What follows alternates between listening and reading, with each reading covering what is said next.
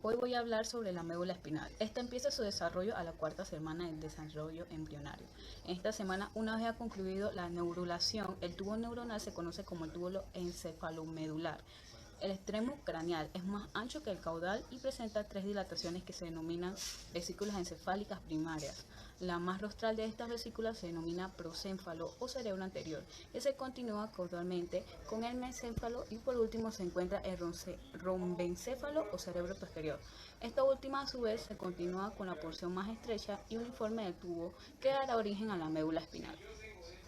Bueno, en la siguiente imagen se presentan esquemas transversales que representan la formación del tubo neural, función de los pliegues neuronales, la integración del tubo neuronal hacia el celoma intraembrionario. Con el desarrollo posterior, los pliegues neuronales crecen dorsal y medial hasta funcionarse formando el tubo neuronal, cuyo epitelio se torna pseudoestratificado y se le denomina neuroepitelio. El tubo neural permanece abierto en sus extremos por un corto tiempo, formando los neuroporos craneal y caudal, y estos se cierran durante la cuarta semana. De ahí se procede a suceder las dilataciones que ya anteriormente mencioné y al final se crea la médula espinal. Capas neuroepitelial del manto y marginal. Aquí procedo a hablar de las capas neuroepitelial. Esta comienza de la siguiente manera. La pared del tubo neural recién cerrado está constituida por células neuroepiteliales. Estas células se distribuyen en todo el espesor de la pared gruesa y forman un epitelio pseudoestratificado grueso. Se conectan por medio de complejos de unión en el lumen durante la etapa del surco neural y de inmediato tras el cierre del tubo se dividen con rapidez y producen cada vez más células neuroepiteliales. De manera colectiva constituyen la capa neuroepitelial o el neuroepitelio.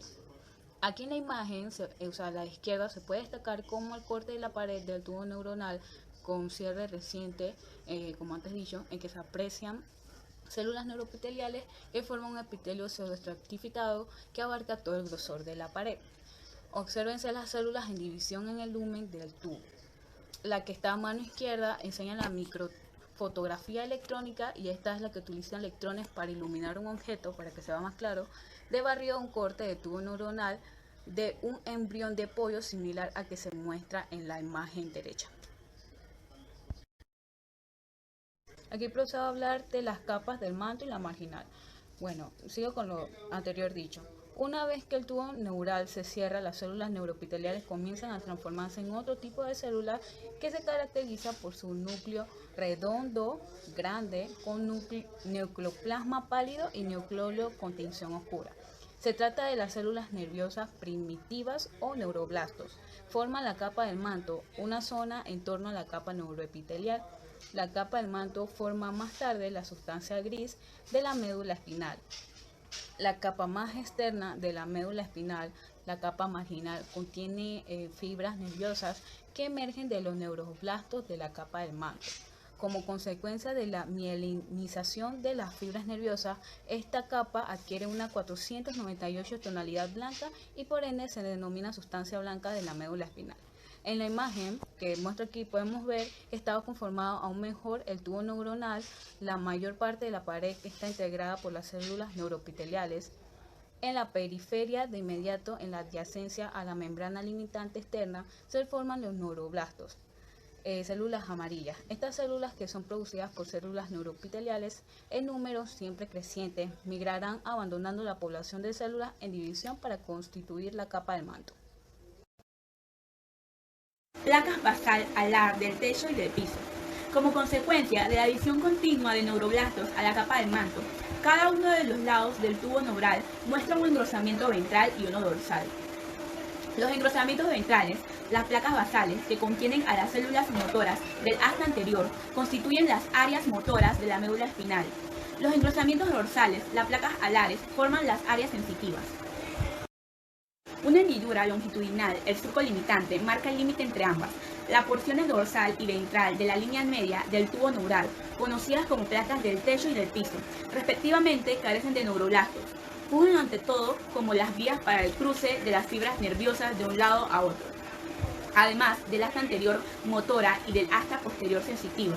Un grupo de neuronas se acumula entre las dos áreas y da origen a un asta intermedia pequeña.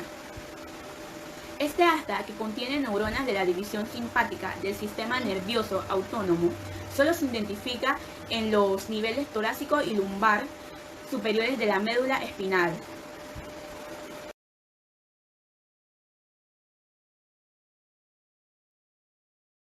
Bueno, yo les hablaré un poco acerca de las células neurales.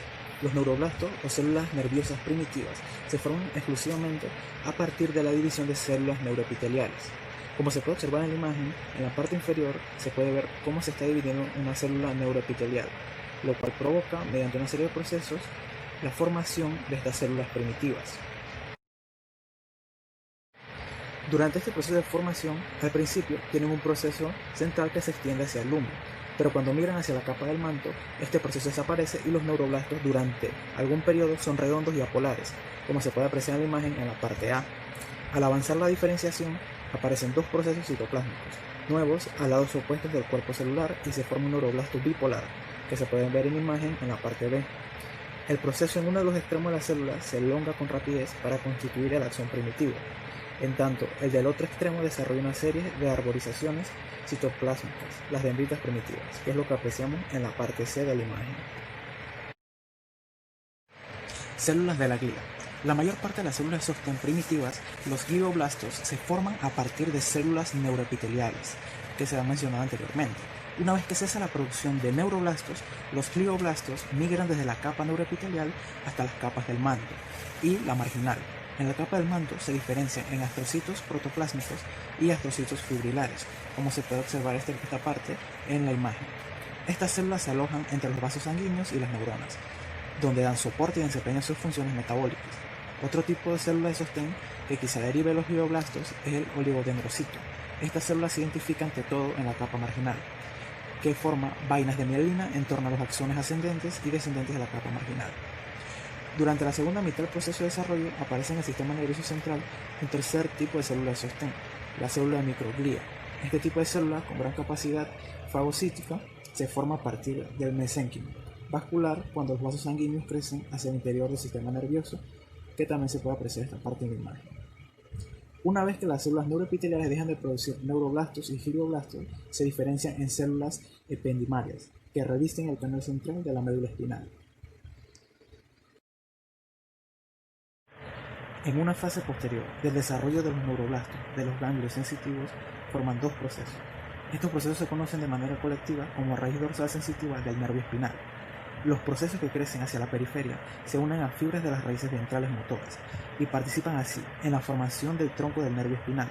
De manera eventual, estos procesos terminan en los órganos receptores sensitivos.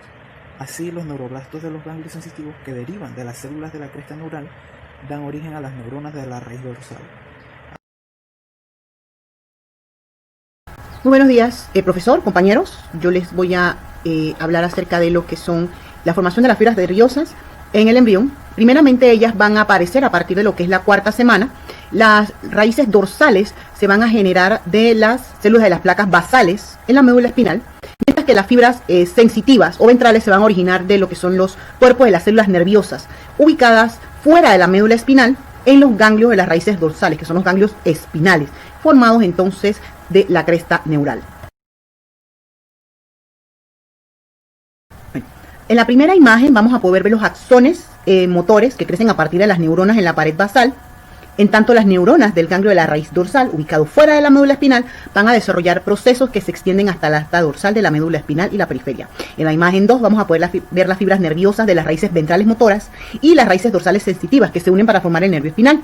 Y en la imagen C vamos a poder ver un corte transversal de un embrión en que se pueden apreciar las raíces dorsales y ventrales que se unen para formar, como dije anteriormente, el nervio espinal. El origen de las células nerviosas y los distintos tipos de células de la glía, como neuroblastos, astrocitos fibrilares y protoplásmicos, y células ependimarias, se van a originar a partir de las células neuroepiteliales. La microglia se va a desarrollar a partir del mesenquima de los vasos sanguíneos, al tiempo que el sistema nervioso central se vasculariza. Las células de Schwann van a mielinizar los nervios periféricos y cada una de ellas se va a encargar del proceso en un solo axón. Estas células se originan a partir de la cresta neural, van a migrar hacia la periferia y se van a enrollar en torno a los axones para formar lo que es la vaina del neurilema. Al inicio del cuarto mes de vida fetal, muchas fibras nerviosas van a adquirir lo que es un aspecto blanquecino como consecuencia del depósito de mielina, formado por los numerosos giros de las membranas de las células de Schwann en torno a lo que es el axón. La vaina de mielina que circunda las fibras nerviosas en la médula espinal tiene un origen del todo distinto. Las células de la oligodendroglia, a diferencia de las células de Schwann, un solo oligodendrocito puede mielinizar hasta 50 axones. Si bien la mielinización de las fibras nerviosas en la médula espinal inicia alrededor de lo que es el cuarto mes de vida intrauterina, algunas de las fibras motoras que descienden hasta los centros cerebrales superiores, hasta la médula espinal, no van a desarrollar mielinización sino hasta el primer año de vida postnatal, o sea que hasta que el niño tenga un año. Los tractos del sistema nervioso desarrollan mielinización casi al mismo tiempo que comienzan a funcionar. En la siguiente figura vamos a poder ver en la figura A las células del asta motora con una raicilla descubierta. En la figura B, en la médula espinal de las células de la oligodendroglia, circundan las raicillas ventrales. Fuera de la médula espinal, las células de Schwann comienzan a circundar la raicilla. Y en la imagen C, en la médula espinal, la vaina de mielina es constituida por los oligodendrocitos. Fuera de la médula espinal, la vaina es formada por las células de Schwann. Cambios de posición en la médula espinal. En el tercer mes de desarrollo de la médula espinal se extiende a todo lo largo del embrión y los nervios espinales pasan por forámenes intervertebrales en su nivel de origen. A pesar de esto, con el paso del tiempo, la columna vertebral y la dura madre se elongan con más rapidez que el tubo neuronal y el extremo terminal de la médula espinal de manera gradual se desplaza hacia un nivel más alto. Al nacer, este extremo se ubica en el nivel de la tercera vértebra lumbar. Como consecuencia de este crecimiento desproporcional, las raíces dorsales y ventrales de los nervios espinales tienen orientación oblicua desde su segmento de origen en la médula espinal hasta el nivel correspondiente de la columna vertebral. En las raíces correspondientes se unen para construir los nervios espinales. La dura madre permanece insertada en la columna vertebral a nivel coxígeo. En el adulto, la médula espinal termina entre el nivel de L2 y L3, en tanto el saco dural y el espacio subaracnoideo se extienden hasta el S2. En el extremo inferior de la médula espinal, una extensión formada por pia madre y una similar a un hilo se extienden en dirección caudal y pasa por la dura madre, que le da una cubierta en S2 y se extiende hasta la primera vértebra coxígea. Esta estructura se denomina filum terminale y señala el proyecto de regresión de la médula espinal, al tiempo que le da sostén a esa estructura. También podemos decir que la proporción cubierta por la dura madre y que se extiende desde S2 hasta el coxis también se le denomina ligamento coxígeo. Las raíces dorsal y el ventral de los nervios espinales por debajo del extremo terminal de la médula en L2 y L3 constituyen en conjunto la cauda equina, o también llamada cola de caballo.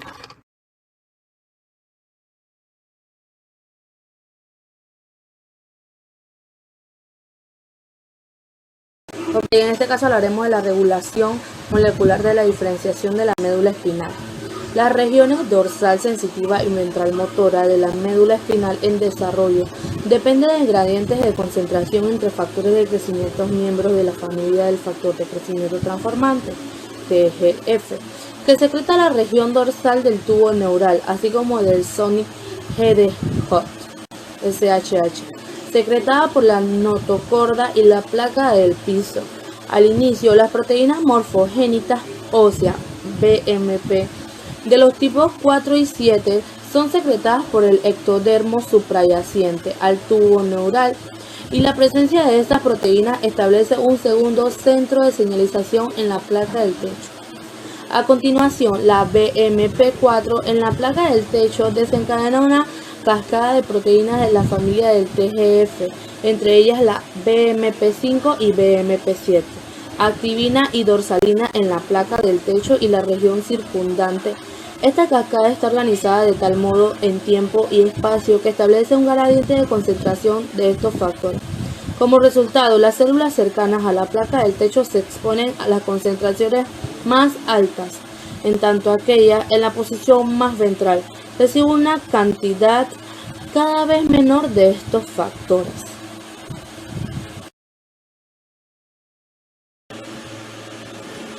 Estos gradientes activan a continuación a factores de transcripción que regulan la diferenciación de las neuronas sensitivas y motoras. Por ejemplo, una concentración alta de factores TGF y niveles muy bajos de SHH en el tubo dorsal neural activan la PAX3 y la PAX7, que controlan la diferenciación de las neuronas sensitivas, como vemos en la figura. De igual modo, concentraciones altas de SHH y muy bajas de moléculas TGF en la región ventral externa dan origen a la activación de NKX2 y NKX6 y la formación de neuronas ventrales. Justo por detrás de esta región, donde existen concentraciones un poco más bajas de SHH y más altas de moléculas de TGF, se induce la expresión de NKX6 y PAX6, y estos factores de transcripción desencadenan la diferenciación de las moléculas del asta ventral motora. Esta interacción siguen produciendo todos los distintos tipos de neuronas de la molécula espinal. Correlaciones clínicas. Defectos del cierre del tubo neural. La mayor parte de los defectos de la médula espinal derivan del cierre anómalo de los pliegues neurales en la tercera y cuarta semana de desarrollo. Las anomalías que resultan los defectos del tubo neuronal, o también conocida como DTN, pueden afectar meninges, vértebras, músculos y piel. La prevalencia de DTN al nacer, con inclusión de la espina bífida y la anencefalia, varía en distintas poblaciones. La espina bífida es un concepto general que se utiliza para hacer referencia a los DTN que afectan la región espinal. Consiste en la separación de los arcos vertebrales y puede o no afectar el tejido neural subyacente. La espina bífida oculta es un defecto de los arcos vertebrales que se encuentra cubierto por piel y que en condiciones normales no afecta al tejido neural subyacente. La mayoría de las veces, este defecto ocurre en la región sacra y en ocasiones está señalado por un mechón de pelo en la región afectada. En la figura vamos a poder observar los diferentes tipos de espina bífida que las había mencionado anteriormente. En la figura A vamos a ver lo que es la espina bífida oculta. En la figura B vamos a ver lo que es la meningoceles, como le había dicho anteriormente, el saco solamente contiene líquido. La parte C es la mielomeningoceles, que es la que contiene también parte del tubo neural y líquido. En la parte B y en la parte D y en la parte E podemos observar lo que son las raquisquisis. ¿Cuál es la diferencia entre una figura y la otra? Si podemos observar, el tubo neural no se encuentra plegado. En la parte D el tubo neural está liso y en la parte E el tubo neural se encuentra plegado.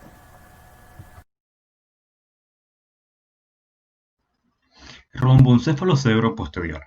Está formado por el mielencéfalo y el metencéfalo. El mielencéfalo es la más caudal de las vesículas cerebrales y da origen al bulbo raquídeo o médula oblonga, una zona de transición entre el cerebro y la médula espinal. Este posee placas alares y placas basales. Las placas alares poseen núcleos sensitivos, mientras que las basales poseen núcleos motores. En cambio, el metaencéfalo se extiende desde el pliegue pontino hasta el istmo rombocefálico, y este también posee placas alares y placas basales.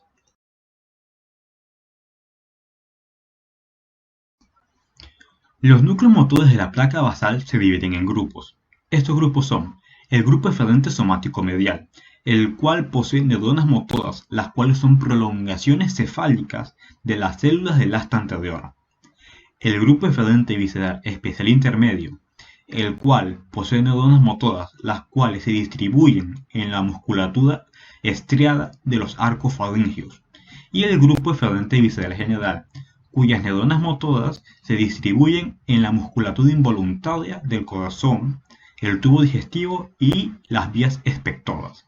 Por otro lado, los grupos de los núcleos sensitivos de la placa alar son los grupos aferentes somáticos, los cuales se encargan del dolor, la temperatura, el tacto y el nervio grasofaríngeo. El grupo eferente especial el cual recibe información de las papilas gustativas, la lengua paladar, la odofaringe, la epiglotis y el nervio vestibulococlear. Y el grupo aferente visceral general, el cual recibe información del tubo digestivo y del corazón. El metencéfalo, como ya se mencionó, posee placas alares y placas basales, las cuales dan origen al cerebelo y al puente. El cerebelo deriva de las placas alares y funge como centro de la coordinación para la postura y el movimiento, mientras que el puente deriva de las placas basales y funge como vía de paso para las fibras nerviosas entre la médula espinal y la corteza cerebral y cerebelosa. Para ser más precisos, los bordes marginales de las placas basales del metencéfalo se expanden a la vez que se forma el puente para la fibra, por esto que se conoce como puente. En el cerebelo, al inicio la placa cerebelosa está constituida por las capas neuroepiteliar del manto y marginal, como se aprecia en la imagen 1 en la parte A. En el desarrollo posterior, cierto número de células formadas por la capa neuroepiteliar migran hacia la superficie del cerebelo para constituir la capa granulosa externa, como se ve en la parte B de la imagen 1. Estas células conservan su capacidad para dividirse y forman una zona proliferativa en la superficie del cerebelo, como se aprecia en la parte D de la imagen 1. En el sexto mes de desarrollo, la capa granulosa externa da origen a varios tipos de células. Algunas de estas células migran hacia las islas de Purkinje en diferenciación, en dirección opuesta al tiempo que se dividen hacia la superficie, y dan origen a la capa interna de células granulosas, como se observa en la imagen 2. Prosencéfalo o cerebro anterior.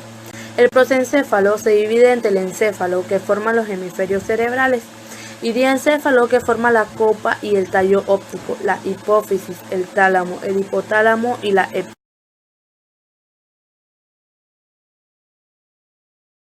Placa del techo y epífisis. Se piensa que el diencéfalo, que se desarrolla a partir de la porción media del prosencéfalo, está constituido por una placa del techo y dos placas alares, pero que carece de las placas del piso y basales. Resulta interesante que el SHH, un marcador de la línea ventral, se expresa en el piso del diencéfalo, lo que sugiere que sí existe una placa del piso.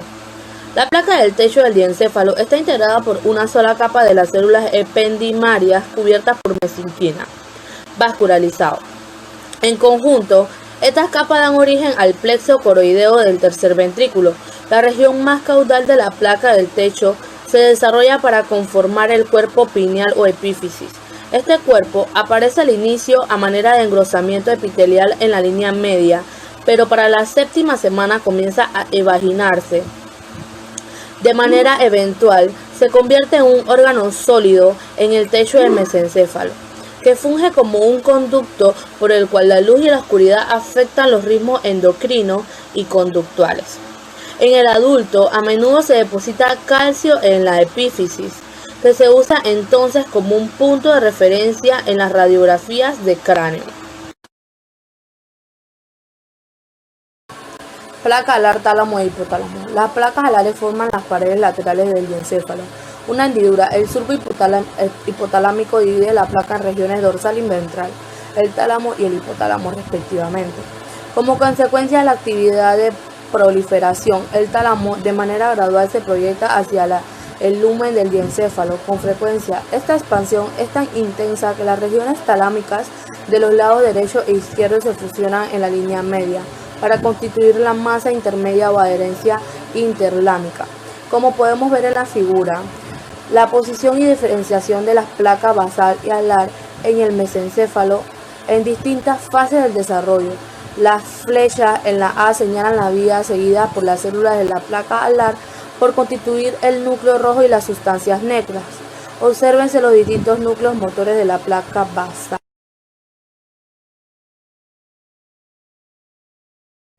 El hipotálamo, que forma la porción inferior de la placa alar, se diferencian en varias regiones nucleares que regulan las funciones viscerales, entre ellas el sueño, la digestión, la temperatura corporal y la conducta emocional. Uno de estos grupos, el grupo mamilar, constituye la protuberancia bien definida en la superficie ventral del hipotálamo, a cada lado de la línea ventral. Como podemos ver en la siguiente figura, la superficie media de la mitad derecha del telencéfalo y del diencéfalo en un embrión de 8 semanas, y en la B un esquema que se muestran las relaciones entre el ventrículo lateral, el cuerpo estirado y el tálamo. En la CD, los cortes transversales de la mitad derecha del telencéfalo y del diencéfalo al niveles de las líneas punteadas mostradas en A. Glándula hipófisis o pituitaria. La glándula hipófisis o pituitaria se desarrolla a partir de dos estructuras completamente distintas. Una evaginación ectodérmica del estomodeo, cavidad oral primitiva, justo a la altura de la membrana orofaríngea, conocida como bolsa de Rathke, y una extensión en dirección caudal del diencéfalo, el infundíbulo. Cuando el embrión tiene alrededor de 3 semanas de edad, la bolsa de Rathke aparece a manera de evaginación de la cavidad oral y de forma subsecuente crece en dirección dorsal hacia el infundíbulo. Al final del segundo mes, pierde su conexión con la cavidad oral y luego se ubica en contacto estrecho con el infundíbulo. En una fase posterior del desarrollo de las células de la pared anterior de la bolsa de Rathke, aumenta en número con una gran rapidez y constituye el lóbulo anterior de la hipófisis o adenohipófisis. Una extensión pequeña de este lóbulo, la pars tuberalis, crece a lo largo del tallo del infundíbulo y de manera eventual lo rodea.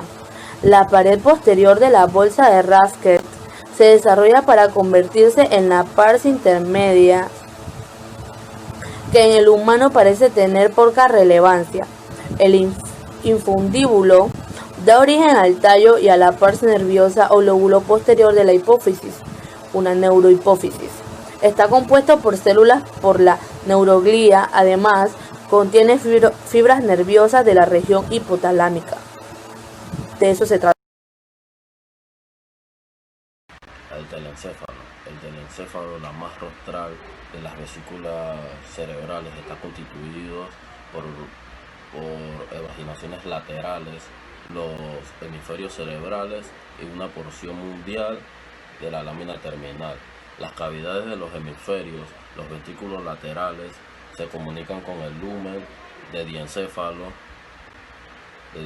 por medio del foramen ventricular Monro.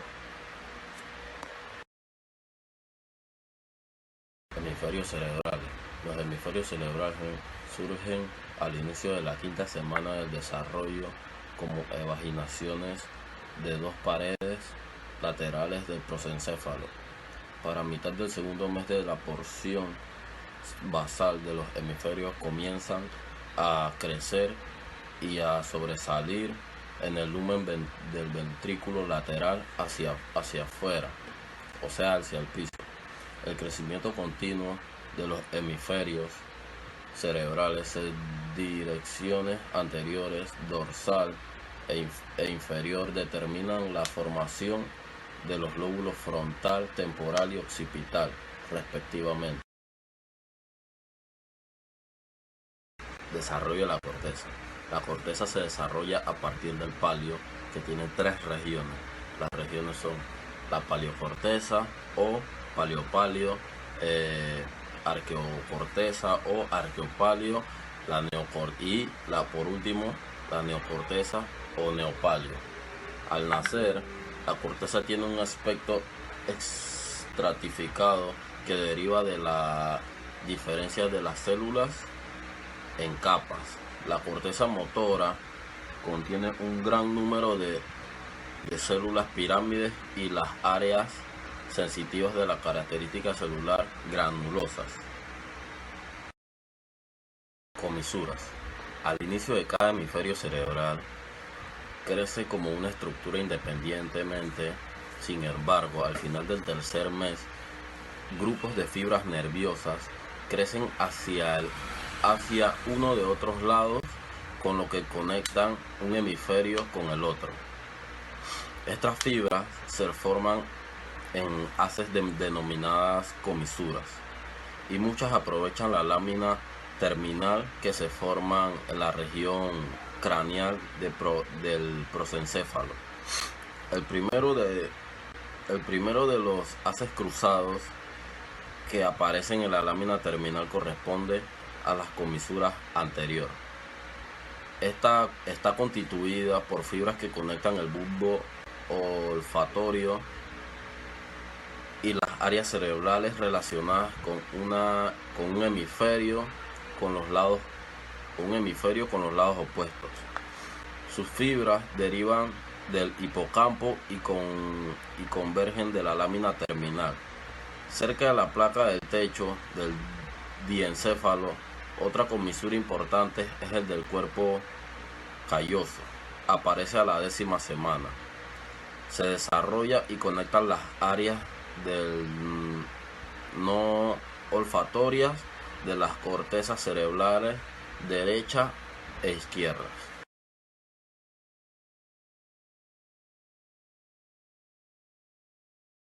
Las meninges son las 3 capas membrosas que cubren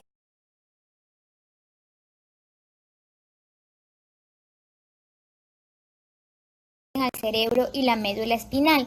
Estas membranas derivan de una combinación de mesodermo y células de la cresta neural y comienzan a formarse entre la 4ª y la 5ª semanas. Durante el periodo fetal temprano, la capa externa se engruesa para dar origen a la resistente duramadre.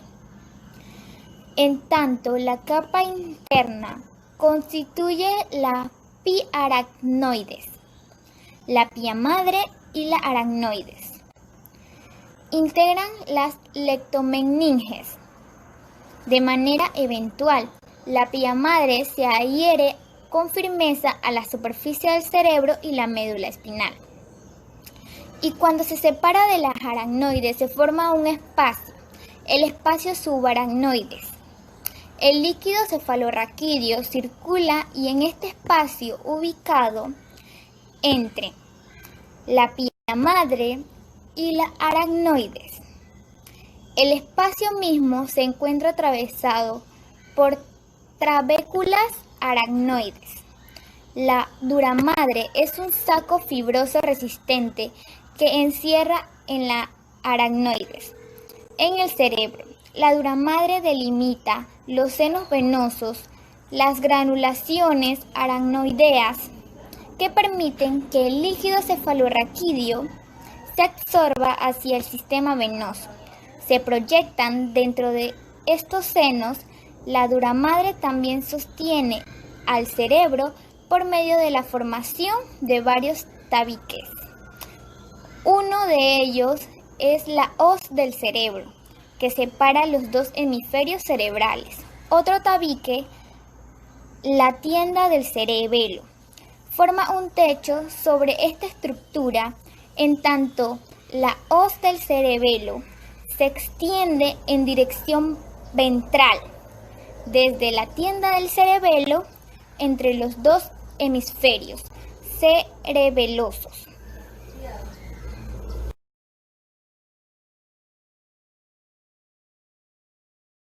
El líquido cefalorraquídeo, LCR, es secretado por los plexos coroideos dentro de los ventrículos cerebrales. Estos plexos son modificaciones de la capa ependimaria y produce alrededor de 400 a 500 mililitros de LCR por día. El líquido circula por los ventrículos cerebrales tras salir de los ventrículos laterales, por ejemplo, por los foramenes interventriculares, ingresa al tercer ventrículo y luego pasa por el conducto cerebral hacia el 4º ventrículo, como lo podemos observar en la figura. Cierta cantidad de LCR ingresa al canal espinal, en tanto otra porción sale del 4º ventrículo por sus orificios medial y laterales para alcanzar el espacio subaracnoideo que circula al SNC. En el espacio subaracnoideo, el LCR es absorbido hacia el sistema venoso por las granulaciones aracnoideas. en particular las que se proyectan al interior del seno sagital superior.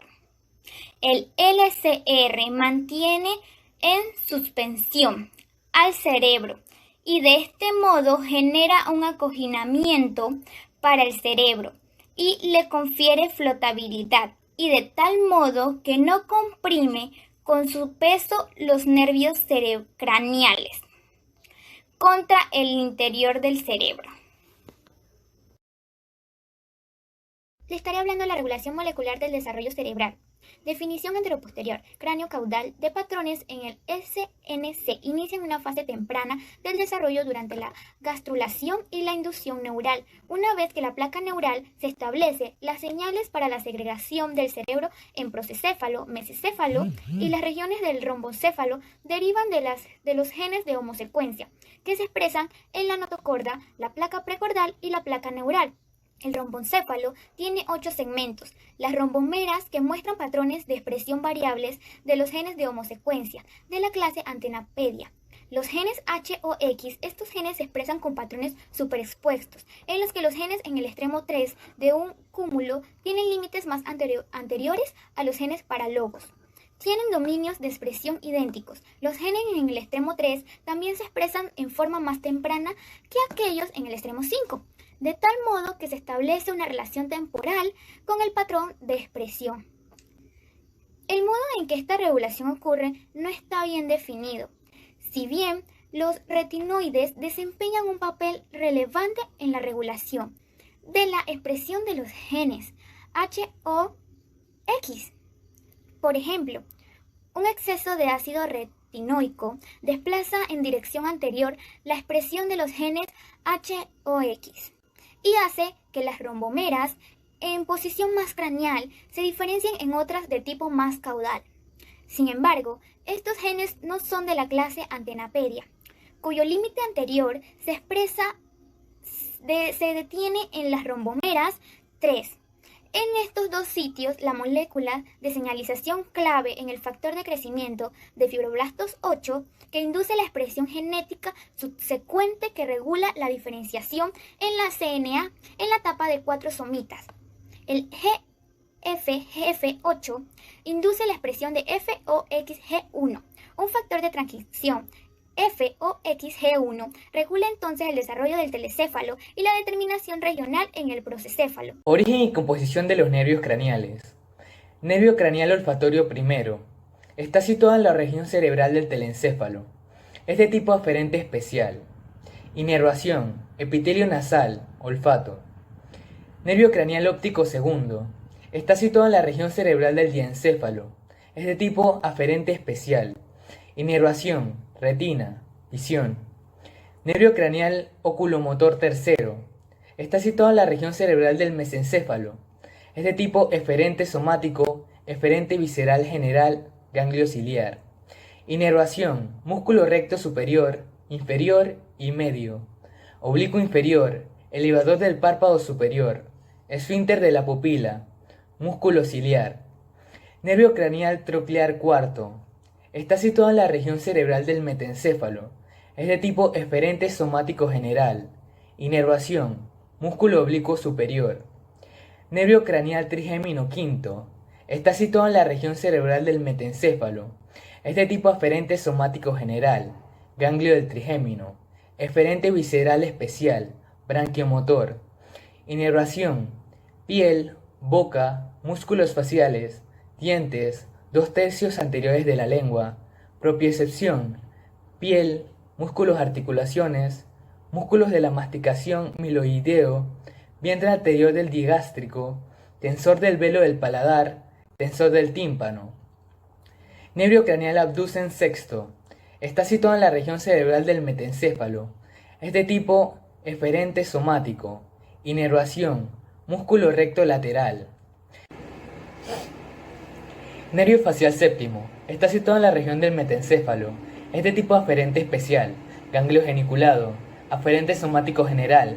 Ganglio geniculado. Eferente visceral especial. Branquiomotor. Eferente visceral general. Inervación. 2/3 anteriores de la lengua. Gusto. Piel del conducto auditivo exterior. 2/3 anteriores de la lengua. Músculos de la mímica facial, estapedio, estiloideo, vientre posterior del digástrico, glándulas submandibulares, sublinguales y lagrimales. Nervio vestibulo-coclear, octavo. Está situado en la región del metencéfalo. Es de tipo aferente especial, ganglios vestibular y espiral. Inervación, conductos semicirculares, utrículo, sáculo, equilibrio, órgano espiral del corti, audición. Nervio glosofaringeo noveno. Está situado en la región del mielencéfalo. Es de tipo aferente especial, ganglio inferior, aferente visceral general, ganglio superior, aferente somático general, ganglio inferior, eferente visceral especial, branquiomotor, eferente visceral general, ganglio óptico.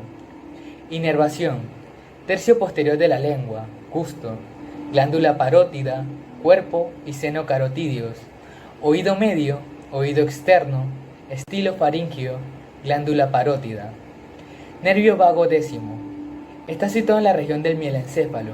Es de tipo aferente especial, ganglio inferior, aferente visceral general, ganglio superior, aferente somático general, ganglio superior, eferente visceral especial, branquiomotor, eferente visceral general, ganglios en o cerca de las vísceras. Inervación, paladar y epiglotis, gusto, faringe, laringe, tráquea, corazón, esófago, estómago, intestino, base de la lengua, conducto auditivo exterior.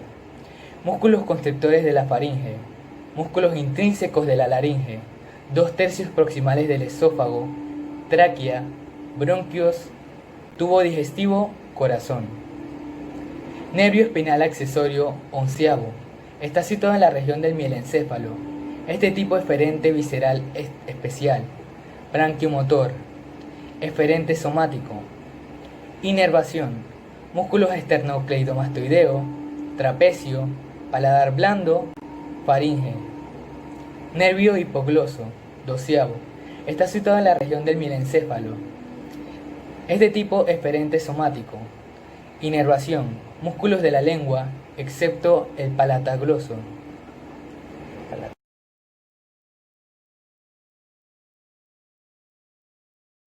La holoprosencefalia hace referencia a un espectro de anomalías en el que una pérdida de estructuras de la línea media da origen a malformaciones del cerebro y la cara. En los casos graves, los ventrículos laterales se fusionan en una sola vesícula telencefálica. Los ojos se fusionan y existe una sola cavidad nasal, a la vez que otros defectos faciales de la línea media. En los casos menos graves, ocurre cierto grado de división del prosencéfalo en dos hemisferios cerebrales, pero hay un desarrollo incompleto de las estructuras de la línea media. Por lo general, se identifica hipoplasia o agenesia de los bulbos y los tractos olfatorios, así como del cuerpo calloso. Una de las causas de la holoprosencefalia corresponde a los defectos de la biosíntesis de colesterol, que determina el síndrome de Smith-Lemli-Opitz. Estos niños tienen defectos craneofaciales y de extremidades, y 5% de ellos cursa con holoprosencefalia. El síndrome de Smith-Lemli-Opitz es un trastorno autosómico recesivo que deriva de anomalías de la séptima hidrocolesterol reductasa, que metaboliza al séptimo hidrocolesterol para obtener colesterol. La esquizencefalia es un trastorno raro en que se desarrollan hendiduras grandes en los hemisferios cerebrales, que en ocasiones generan pérdida de tejido cerebral.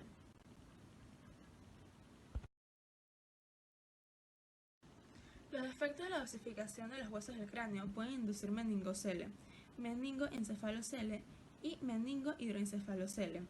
El hueso que se afecta con más frecuencia es el occipital en su porción escamosa, que puede mostrar un defecto parcial o total. Si el orificio en el hueso occipital es pequeño, solo las meninges sobresalen por él, que vendría siendo meningocele.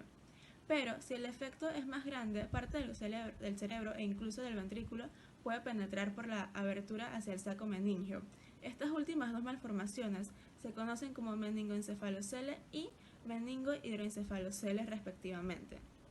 Se observan en 1 de cada 12.000 nacimientos.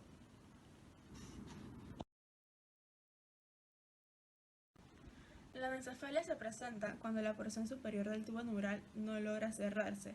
La Craniorraquisquisis es el defecto relacionado con el cierre del tubo neural, que se extiende caudalmente hacia la médula espinal y nuevamente se observa anencefalia, pero con un gran defecto que afecta a la columna vertebral. La hidrocefalia se caracteriza por una acumulación anómala de líquido cefalorraquídeo dentro del sistema ventricular. En la mayoría de los casos, el hidrocéfalo en recién nacido se debe a una obstrucción del acueducto de Silvio. La microcefalia describe una bóveda craneal que es más pequeña de lo normal, puesto que el tamaño del cráneo depende del crecimiento del cerebro. La alteración causante se halla en el desarrollo cerebral. La causalidad de la alteración es variable. Puede ser por causa genética o causada por problemas prenatales, tales como una infección o exposición a drogas o a otros teratógenos. Hay alteraciones en el desarrollo mental en la mitad de los casos.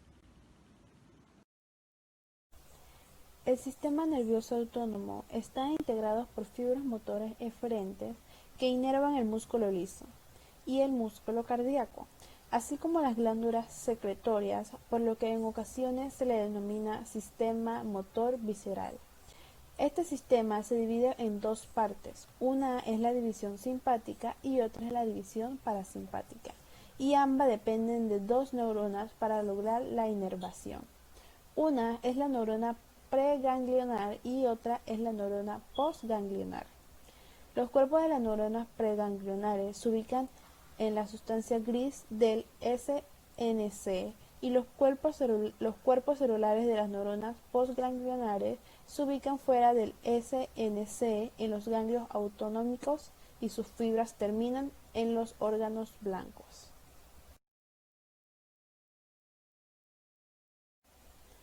Los cuerpos celulares de las neuronas preganglionares del sistema nervioso simpático se ubican en la columna de las células astas intermediolaterales de la médula espinal en los niveles T1 al L2. Los cuerpos celulares de las neuronas postganglionares se ubican en los ganglios paravertebrales a cada lado de la columna vertebral y en los ganglios prevertebrales preaórticos, ubicados en torno a vasos sanguíneos grandes que derivan de la aorta, tronco celíaco, arteria mesentérica superior y arteria mesentérica inferior. Los ganglios paravertebrales están conectados por fibras constituyentes en los troncos simpáticos, que son las cadenas ganglionares, del lado derecho e izquierdo. Todos estos ganglios se originan a partir de las células de la cresta neural de la región torácica que migran durante la quinta semana del desarrollo. Las células de la cresta forman ganglios del tronco simpático, también migran en dirección craneal y caudal para extender estos troncos hasta las regiones cervical y pélvica. La migración y la ubicación de estas células de la cresta se encuentran reguladas por BMP secretadas por la aorta dorsal que actúan como quimioatrayentes para las células que migran. El segundo diagrama de la división simpática del sistema nervioso autónomo es este sistema se origina en las columnas cerebrales hasta intermediolaterales de la célula espinal de los segmentos T1 a L2, que albergan los cuerpos de las neuronas preganglionares, y las fibras de estas células ingresan a las raíces ventrales de los nervios espinales, a la rama ventral primaria y luego ramo comunicante blanco para llegar a los troncos simpáticos. Una vez en los troncos pueden establecer sinapsis en el segmento que ingresan, acceder o descender para hacer sinapsis a otros niveles o pasar sin establecer sinapsis y dirigirse a los ganglios prevertebrales a manera de los nervios esplácnicos abdominopélvicos.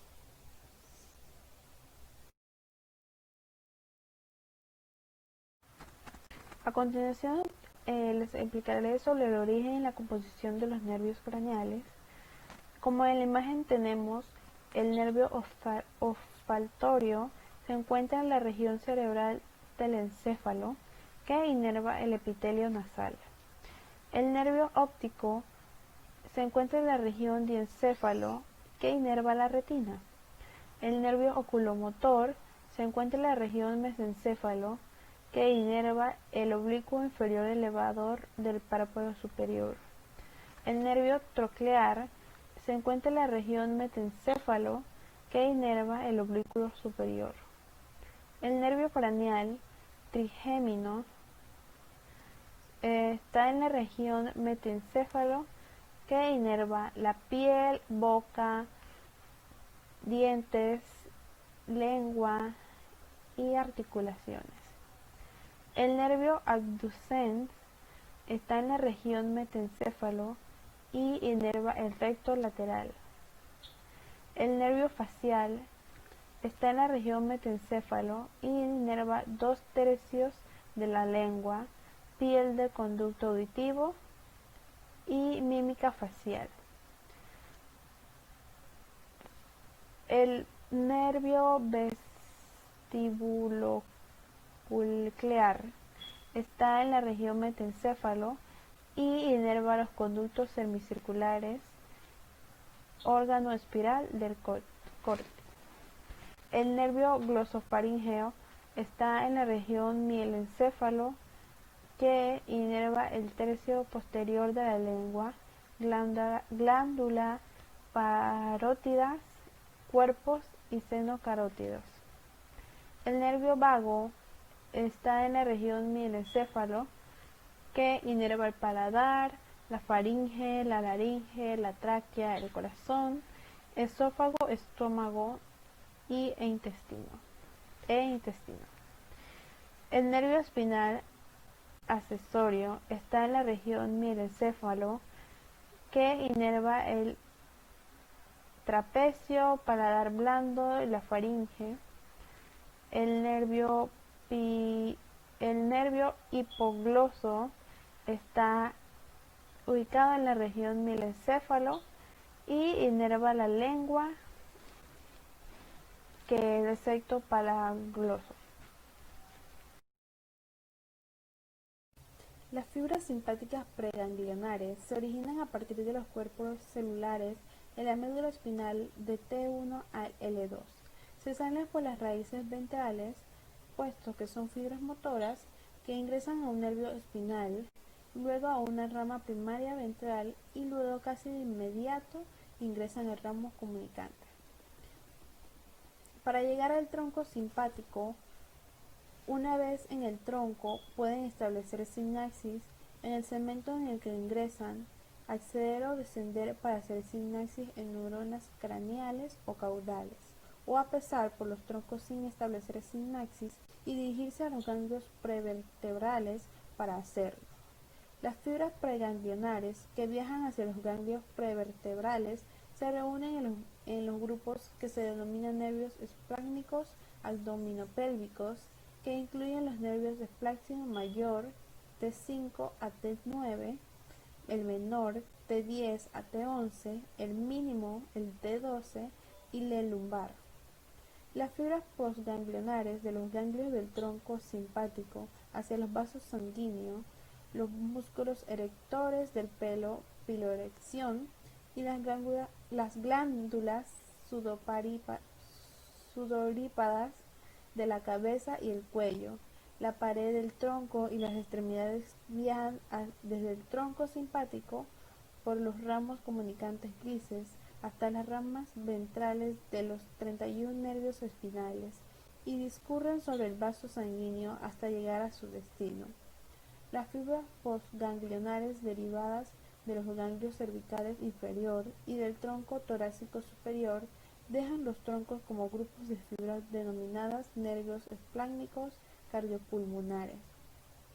En su trayecto para inervar el corazón, los pulmones, las fibras postganglionares de los ganglios vertebrales preaórticos se distribuyen con los vasos sanguíneos para inervar los órganos abdominales y los genitales. Obsérvese que debido a los cuerpos celulares de las neuronas preganglionares se ubican en los segmentos T1 a L2. de la médula espinal. Estos segmentos son los únicos que cuentan con ramos comunicantes blancos. Sin embargo, debido a que cada nervio espinal recibe fibras neuronas postganglionares, cada rama ventral primaria de cada nervio espinal se conecta con un ramo comunicante gris.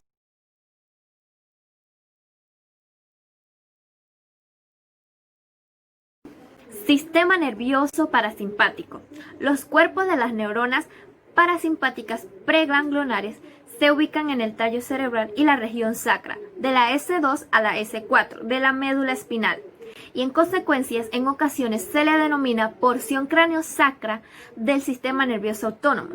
Las fibras parasimpáticas preganglionares de los núcleos del tallo cerebral viajan por los nervios oculomotor, facial, glosofaríngeo y vago, hasta estructuras de la cabeza y el cuello.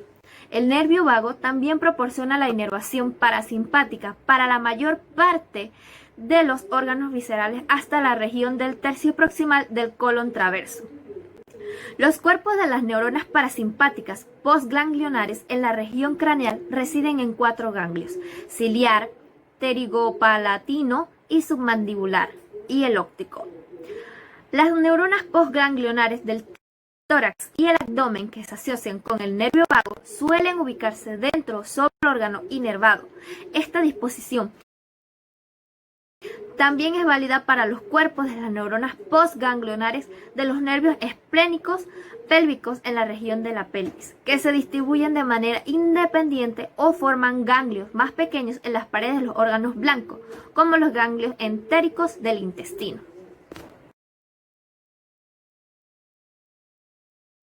Glándula suprarrenal adrenal. La glándula suprarrenal se desarrolla a partir de 2 componentes: una porción de mesodermo que constituye la corteza y una porción de ectodermo que forma la médula. Durante la 5ª semana del desarrollo, las células mesoteliales entre la raíz del mesenterio y la gónada en desarrollo comienzan a proliferar y penetrar la mesenquima subyacente. En este sitio se diferencian las células acidofilas grandes que dan origen a la corteza fetal o corteza primitiva de la glándula suprarrenal. Poco después, una segunda ola de células del mesotelio penetra el mesenquima y circunda la masa original de células acidofilas. Estas células menores que las de la primera ola forman después la corteza definitiva de la glándula. Se trata de las células productoras de esteroides y durante el segundo trimestre comienzan a secretar dehidroepiandrosterona, que participa en la síntesis de andrógenos y estrógenos. Poco después del nacimiento, la corteza fetal involuciona con rapidez. En tanto, las células remanentes se diferencian en las 3 capas definitivas de la corteza: la zona glomerulosa, la zona fasciculada y la zona reticular. Correlaciones clínicas. Los feocromocitomas son tumores poco frecuentes que afectan a las células cromafines y generan una producción y una liberación excesiva de adrenalina y noradrenalina, lo que desencadena episodios parasísticos de hipertensión, aumenta la frecuencia cardíaca, cefalia y otros síntomas asociados.